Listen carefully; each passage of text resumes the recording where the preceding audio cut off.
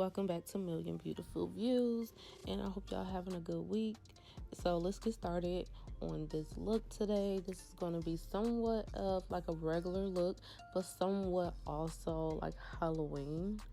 The colors really kind of, I would say they're Halloween colors. So if you want to do this look for Halloween, you most definitely could. But if you wanted to wear this to have to choose some different type of colors that you normally don't work with, this would be perfect too.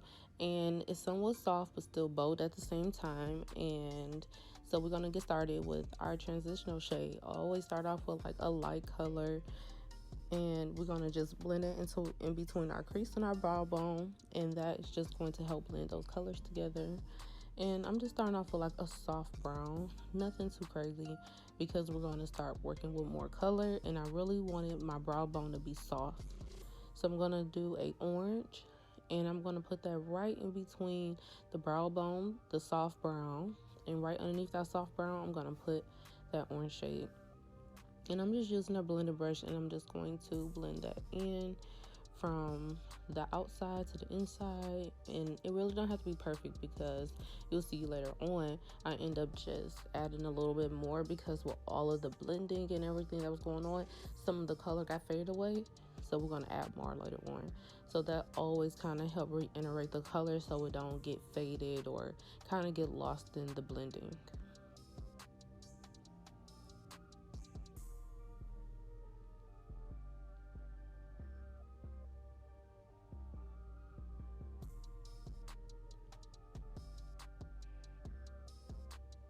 So now I'm going in with this kind of deeper green, and I'm going to go in with a little bit lighter green. So I'm going to blend those two colors together, because the darker green was a little too it was just a little too dark. It was more of a hunter's green, and I really wanted to keep it kind of vibrant but still not too bright. So that's why I blended both of those together, and that's how I kind of create my shades, to kind of work out, because sometimes you can't find like the in-between. So I put both of those together, and I'm going to do the outside and the inside of my corners, and I really wanted those to be really packed in and bright and not be too like too soft. So I kept adding and blending, because of course I'm going in with a shade that is very opposite of what the brow bone is going with. We're not working with similar colors, so those, whenever I put a lighter tone or something just opposite of the different tones, you really have to go back and blend those colors in.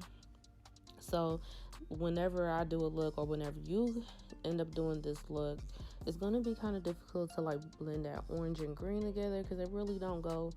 It will be different if you had a orange and a red, or orange and a yellow. Those colors blend really well together, but something like an orange and a green really don't blend, and that can get kind of murky. It can get a little bit of that browner kind of look to it.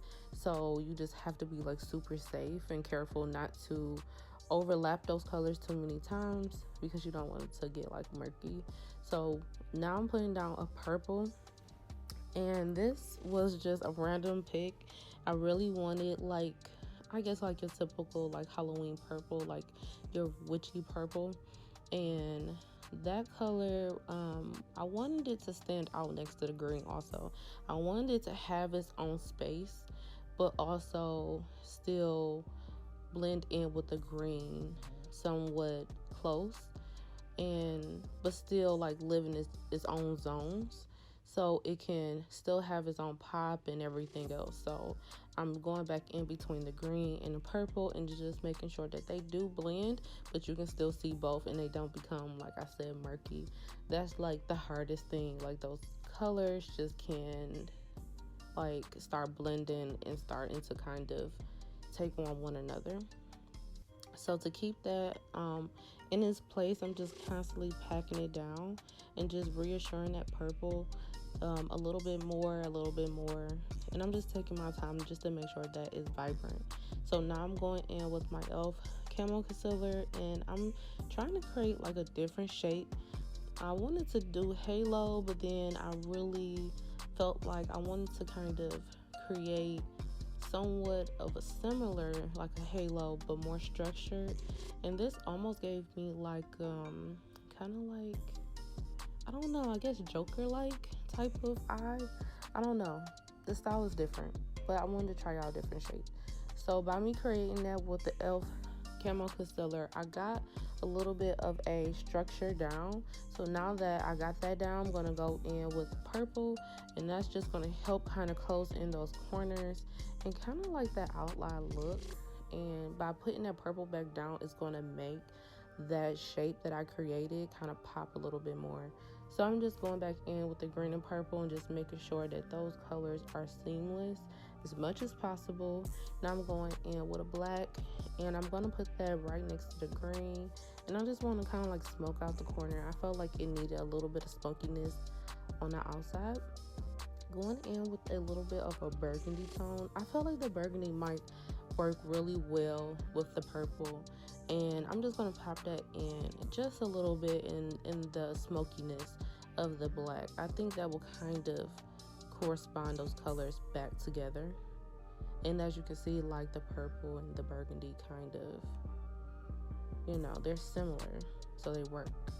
And then of course I'm going to reiterate that orange back in my crease, and now I'm going in with some glitter and my favorite glitter glue, and I just mixed some glitters together. I didn't really have like an idea of what I wanted, so I just kept mixing green, blues, and some whites, and because I still wanted it to stand out, but I wanted to kind of pull some of those tones in there, so that greenish color will kind of stand out next to the purple, and it will just start working out. And I did put a little bit of coral for the orange, and then a little bit of purple in there too.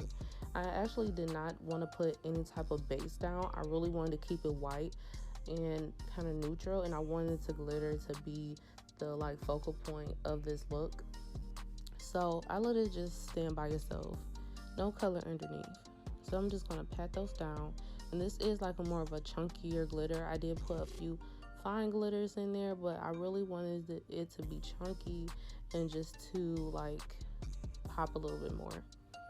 So I'm just gonna lay those flat, and I'm gonna push them down so they don't stick up, and kind of just place them in the shape that I created.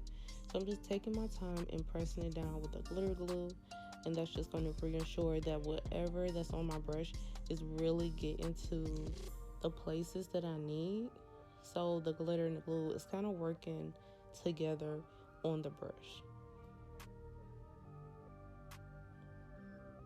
So I take the back of my eyeshadow brush to kind of like make all the glitters kind of flat, and that kind of just helps. Like sometimes they want to stick up, so I just go back in and make sure I get those corners really good, and make sure that I have like the shape pretty well. Sometimes the glitter can go outside of the lines, so it's just like double checking basically, just to make sure it doesn't disturb the shape.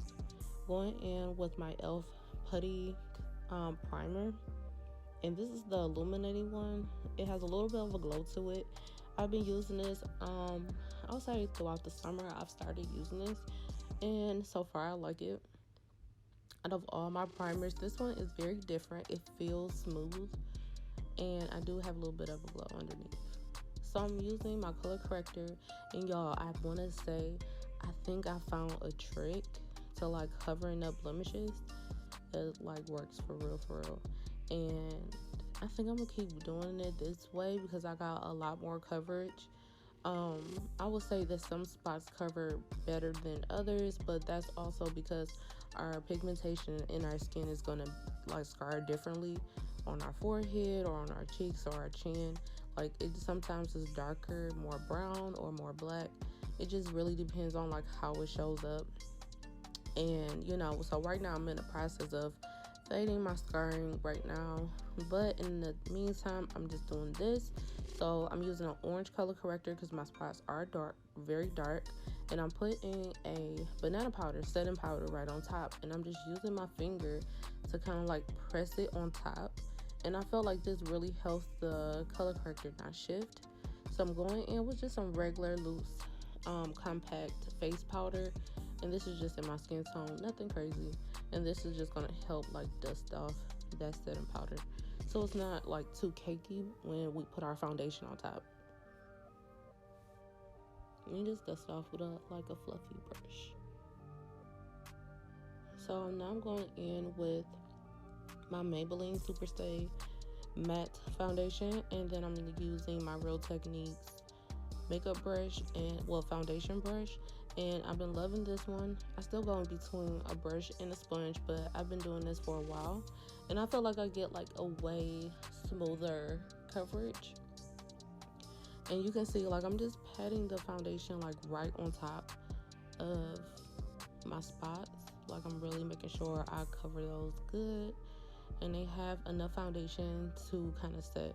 So I'm just moving that foundation all over the place in a tapping motion, and I feel like I get like less streakage when I pat instead of like swiping or like rubbing it around with the brush. I feel like later on you will start to see like streaks of foundation. So the tapping motion really does help. And I will say, what I've learned is that if you take your time and press it in, it'll start to dry as you're, pressing it into your skin. And then your skin is going to start absorbing the foundation and setting it and kind of like smoothing its way out. So then as you're working with it, you can kind of see where you need to go back in and add a little bit more. Or if you just need to like leave that alone, it looks good. It looks like you got enough coverage. And I just work kind of slow. I used to like put on my foundation super fast. And since I've slowed down and kind of look closely at my skin when putting a foundation down, I feel like my coverage has gotten a lot better. So now I'm using my Superstay concealer, and I'm putting this like underneath my eye, and I am going all the way up to my waterline.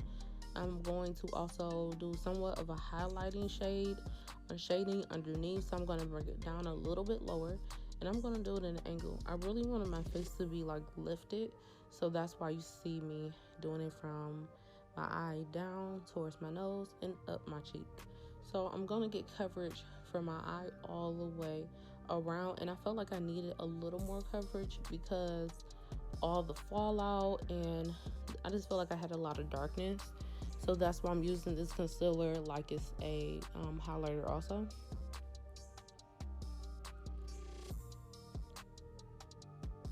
So I'm just going to put that down, and as like I'm working with everything, I don't rush to like really start smoothing it down, because sometimes like you let it dry a little bit, it kind of works a little bit better when it's not super wet.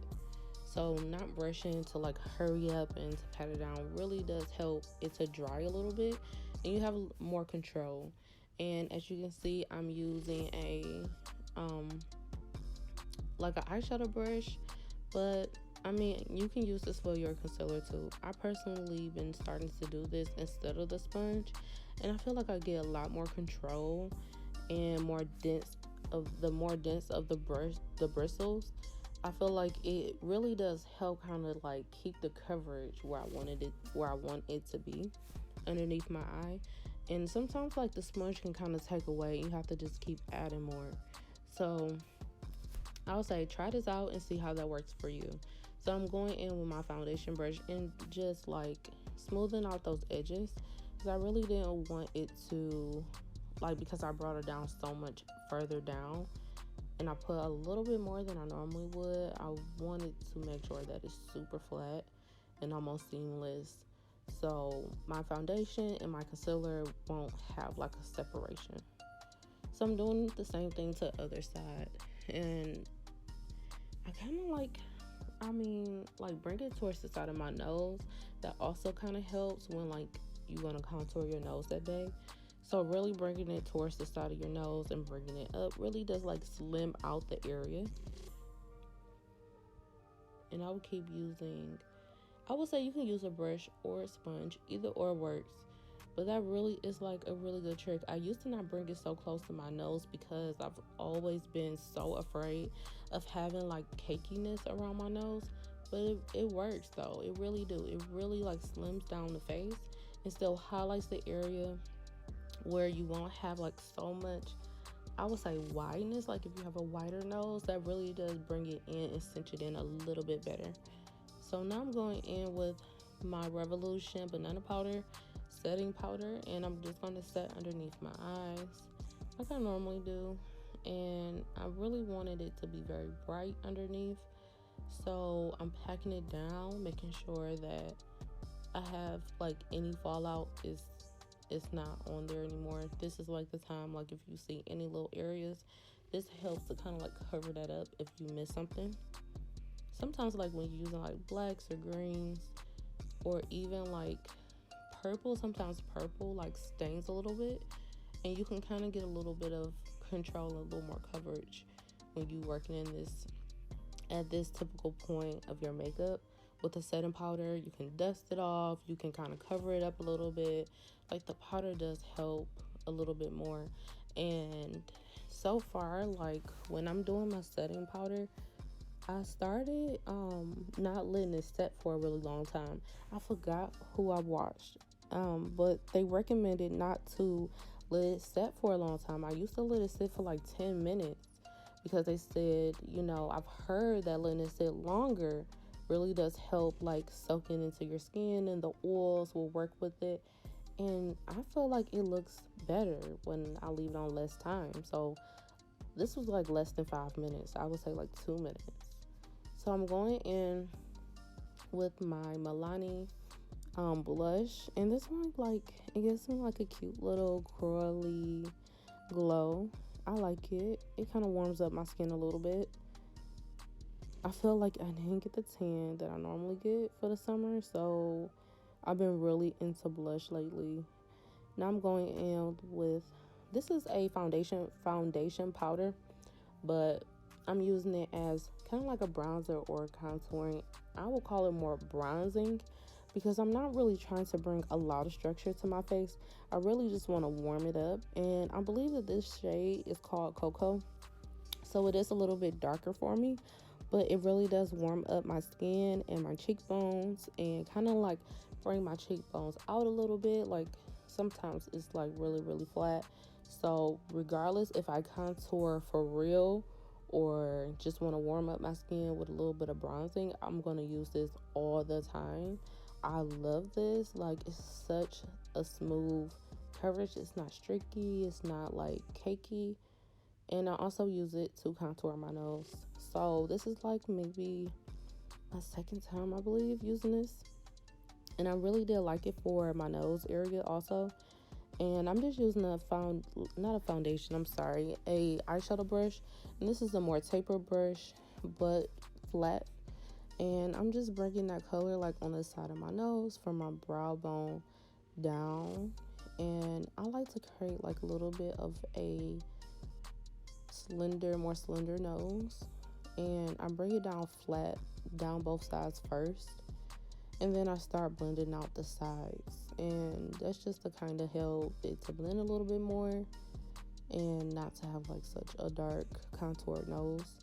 So a lot of blending helps, and I like to kind of like box off the bottom of my nose and darken that up. And now I'm going in with my Wet n Wild highlighter, and this one is almost like champagne gold. It's not super gold like my Fenty that I love so much. This one give me more of like a sheen.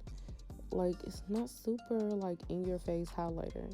I like it because it's a little soft, and I use that one like on my natural days, or if I just want like a natural glow type of look.